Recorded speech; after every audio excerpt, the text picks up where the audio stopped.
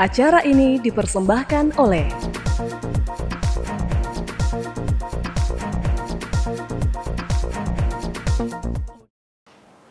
Halo pemirsa Unhas TV, senang sekali saya Rahmati Ardi dapat kembali menjumpai Anda dalam Unhas Daily. Dalam beberapa menit ke depan kami akan menyajikan berita-berita terpercaya hanya untuk Anda.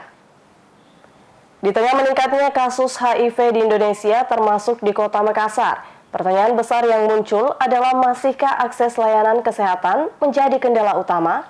Padahal logistik untuk pencegahan dan penanggulangan HIV telah disediakan oleh pemerintah. Lantas, apa yang sebenarnya terjadi di lapangan? Simak berita selengkapnya. Data terbaru dari Dinas Kesehatan Provinsi Sulawesi Selatan menunjukkan adanya peningkatan kasus HIV di provinsi ini dari tahun ke tahun. Di tahun 2021 tercatat penderita HIV 1.490 kasus. Di tahun 2022 sebanyak 2.069 kasus dan di 2023 sebanyak 2.098 kasus. Sementara itu di tahun 2024 hingga bulan September, jumlah kasus HIV di Sulsel sebanyak 1.600. Dari jumlah itu, Kota Makassar yang terbanyak dengan 702 kasus. Situasi ini menjadi peringatan serius untuk meningkatkan kesadaran akan bahaya HIV, termasuk pentingnya pencegahan melalui perilaku sehat, di mana salah satu faktor utama yang meningkatkan risiko HIV adalah hubungan seks bebas. Selain melanggar norma sosial dan budaya, perilaku ini juga menempatkan individu pada ancaman besar tertular HIV. Karenanya diperlukan pendekatan komprehensif untuk mengatasi persoalan ini, baik melalui edukasi masyarakat maupun perluasan akses layanan kesehatan. Akses yang mudah ke layanan kesehatan diakui menjadi faktor kunci dalam upaya pencegahan dan penanggulangan HIV. Sejak tahun 2021, dana APBN telah dikucurkan untuk peningkatan kapasitas rumah sakit agar dapat melakukan tes HIV sekaligus dapat melakukan pengobatan. Direktur Yayasan Gaya Celebes, lembaga swadaya masyarakat yang bergerak dalam penanganan HIV, AIDS, dan narkoba, Andi Akbar Halim, mengungkapkan jika Kementerian Kesehatan telah menyediakan logistik yang cukup untuk mendukung penanganan HIV. Namun dirinya menyoroti mekanisme pengadaan logistik yang seringkali menjadi kendala. Kementerian Kesehatan selalu menyatakan logistik itu tersedia. Ya, tapi kan dari sistem pengadaan logistik itu ada mekanisme, ada permintaan, ada laporan, ada perencanaan. Ini yang harus diperbaiki. Jadi kalau ada daerah bilang ini kurang menunya, harus ditanya bagaimana perencanaannya. Ada enggak prediksi kamu berapa kebutuhan kamu? Pernah nggak membuat flow untuk permintaan? Kan sistem permintaan dari paling dasar ya, dari puskesmas misalnya ke dinas kesehatan kota, dinas kesehatan kota ke provinsi ke Kemenkes. Kemenkesnya selalu bilang tersedia logistik di sini. Distribusinya bukan persoalan distribusi. Yang tadi saya bilang perencanaan dari dasar. Ya, puskesmasnya merencanakan enggak? Dia mengerti enggak prediksi kebutuhan obat untuk orang HIV di wilayahnya seberapa banyak? Dan kadang-kadang ini enggak dilakukan. Sehingga ODIF yang ada di sini merasa, kenapa enggak ada obatnya itu? Padahal kalau dia lakukan mekanisme perencanaan, permintaan, laporan, ya pasti di-drop. Karena dropnya juga begitu, Kemenkes, provinsi, kabupaten kota, Vaskes. Ditambahkan Andi Akbar, keterbatasan dalam perencanaan dasar oleh fasilitas pelayanan kesehatan ini berdampak pada distribusi logistik yang tidak merata. Hal ini dapat menghambat upaya penanggulangan HIV di tingkat daerah. HIV atau Human Immunodeficiency Virus adalah virus yang menyerang sistem kekebalan tubuh manusia, khususnya sel darah putih. HIV dapat melemahkan kemampuan tubuh melawan infeksi dan penyakit. HIV itu sendiri dapat ditularkan melalui hubungan seksual, penularan dari ibu ke bayinya, darah dari jarum suntik yang tercemar HIV, transfusi darah yang tercemar HIV, penggunaan peralatan tato yang tidak disterilkan, serta memiliki penyakit menular seksual lainnya seperti chlamydia. HIV dapat dicegah dan diobati tetapi belum dapat disembuhkan. Karena itu, pentingnya edukasi masyarakat tentang risiko perilaku berisiko tinggi dan pentingnya pemeriksaan dini. Selain itu, layanan kesehatan yang proaktif dalam menyediakan tes HIV dan konseling juga menjadi langkah penting untuk mengendalikan penyebaran penyakit ini. Rahmatia Ifaisyah Rahman, Unhas TV. Pemirsa, iPhone 16 masih belum dijual secara resmi di Indonesia. Isu adanya unsur ketidakadilan, komitmen investasi yang belum terrealisasi, serta sertifikat TKDN yang belum terpenuhi pun mencuat.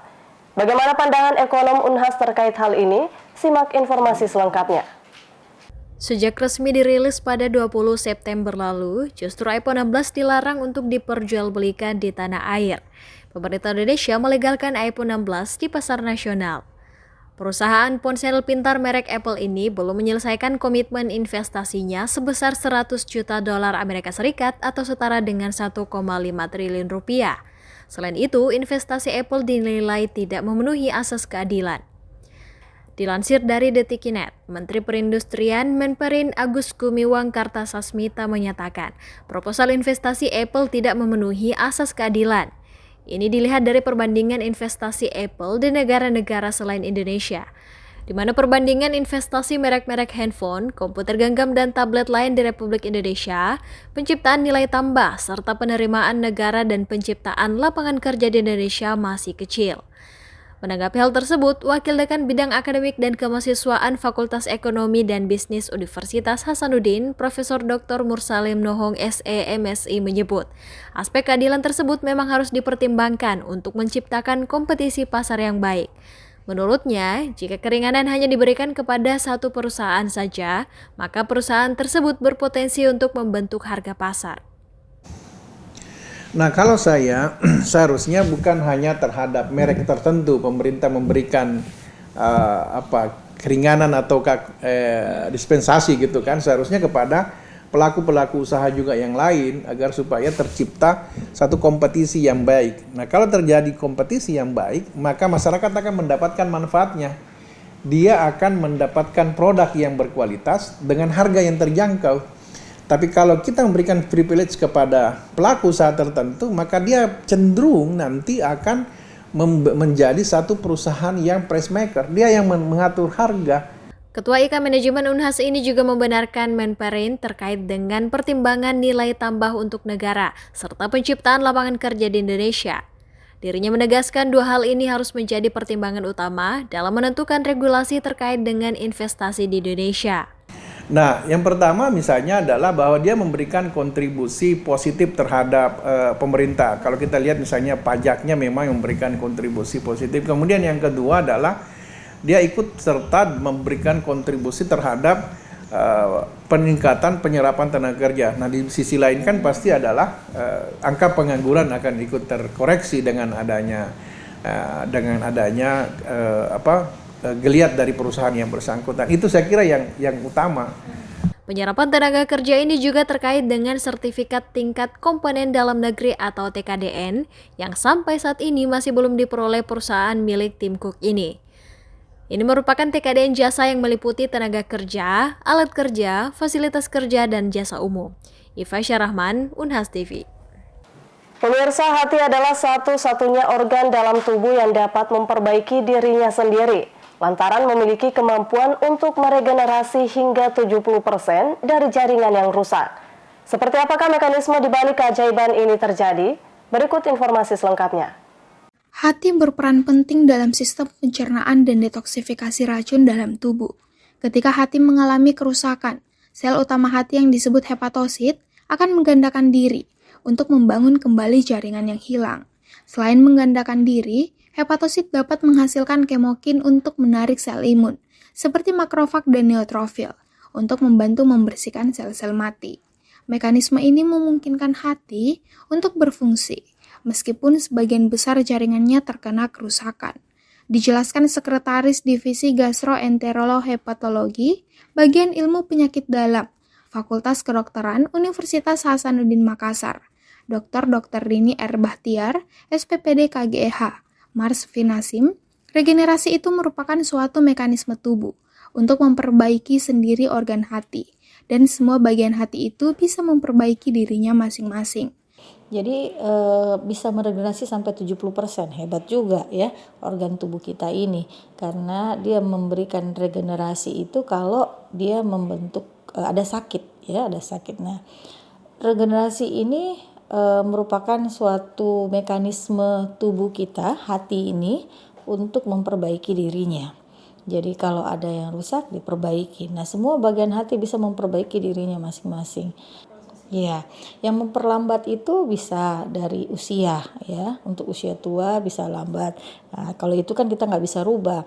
Ada juga yang memperlambat itu dengan pola hidup yang tidak sehat. Ada juga karena kerusakannya juga luas, berat ya. Misalnya ada jaringan parut atau fibrosis sehingga dia tidak mampu lagi memperbaiki dirinya dengan baik atau sempurna.